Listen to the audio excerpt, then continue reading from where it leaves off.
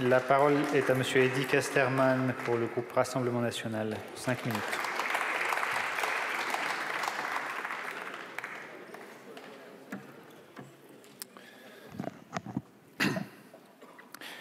Monsieur le Président, Mesdames les ministres, chers collègues, cela faisait longtemps que nous n'avions pas observé une telle convergence des luttes dans cet hémicycle et je m'en réjouis, tout comme je me réjouirais si le Mercosur était rejeté à l'unanimité par l'Assemblée nationale à l'issue du vote.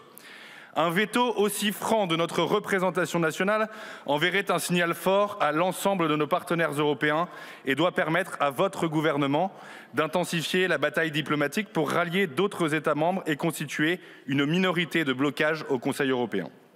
En ce sens, Mesdames les ministres, avez-vous seulement exploré toutes les voies de recours pour faire échec au Mercosur ? Avez-vous par exemple étudié la possibilité pour la France de saisir la Cour de justice de l'Union européenne pour démontrer que l'accord, scindé en 2 parties, était contraire aux traités européens ?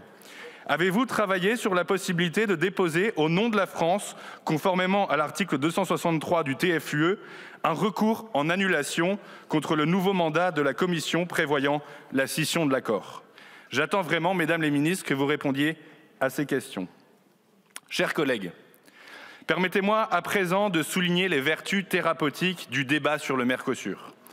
Comment un tel accord de libre-échange a-t-il pu faire taire le réquisitoire de l'écologie punitive de l'extrême gauche contre la France agricole ? Comment a-t-il pu même favoriser la réconciliation de Marie Pochon et Marine Tondelier avec le principal leader de la colère agricole de l'hiver dernier, l'éleveur du Sud-Ouest Jérôme Bel ? Rendez-vous compte, depuis plusieurs semaines, on n'entend plus les écologistes traîner dans la boue nos paysans de France. On ne les entend plus stigmatiser nos éleveurs, accuser nos agriculteurs d'être des pollueurs, voire pire, des empoisonneurs. On ne les voit plus dans l'action ultra-violente pour s'opposer aux bassines d'irrigation. Quel miracle! Je me tourne vers vous, chers collègues. Avez-vous été touchés par la grâce du Christ de Rio de Janeiro ? Avez-vous enfin pris conscience que la décroissance agricole que vous avez soutenue joue à la fois contre la cause du climat et contre nos capacités à défendre le modèle agricole le plus respectueux de l'environnement au monde ? Si j'ose cette interpellation, chers collègues, c'est parce que le Mercosur n'est pas le premier clou planté dans le cercueil de la ferme France. Il n'est pas la cause, mais bien la conséquence des renoncements des gouvernements successifs à défendre notre autonomie alimentaire. Il n'est pas le passé, mais notre futur si vous anéantissez chacune des défenses immunitaires de notre agriculture.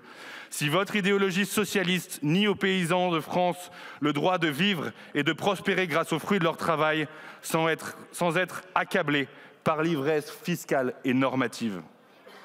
Oui, le Mercosur peut devenir une triste réalité dans les assiettes de nos enfants si nous ne sommes plus capables de produire une alimentation de qualité pour nourrir les Français.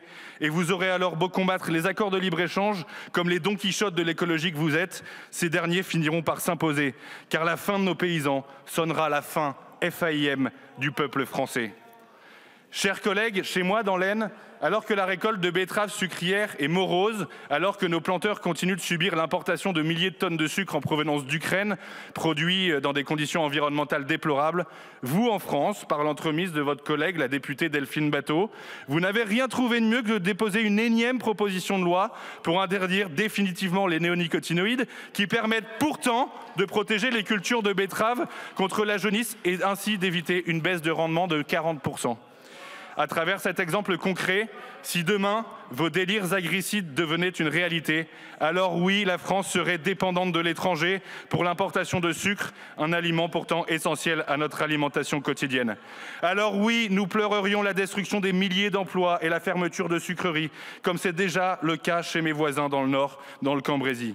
Nous tournerions le dos à notre filière d'excellence des biocarburants, qui permettent pourtant de réduire 75% les émissions de gaz à effet de serre.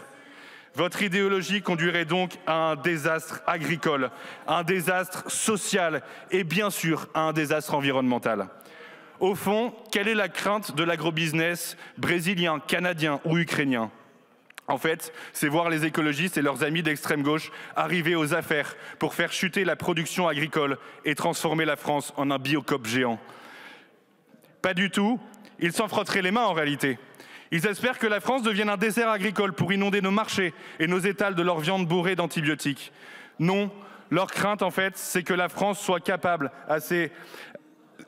de tenir son rang des grandes puissances agricoles et qu'elle démontre qu'elle sait encore produire une alimentation en quantité et de qualité. Alors, chers collègues écologistes et de gauche, puisse votre opposition unanime au Mercosur vous ouvrir enfin grand les yeux. Puisse votre déclaration d'amour inopinée aux paysans de France vous faire prendre conscience de l'impasse que constitue l'écologie punitive que vous professez. Rejoignez les rangs des amoureux de la France rurale et défendons ensemble avec Marine Le Pen, Jordan Bardella, Éric Ciotti, Marion Maréchal le sursaut de la ferme France. C'est bon pour la santé des Français, c'est bon pour notre environnement et surtout c'est vital pour la liberté de notre peuple. Je vous remercie. Merci. La parole est à présent à Monsieur Benjamin Dirks pour le groupe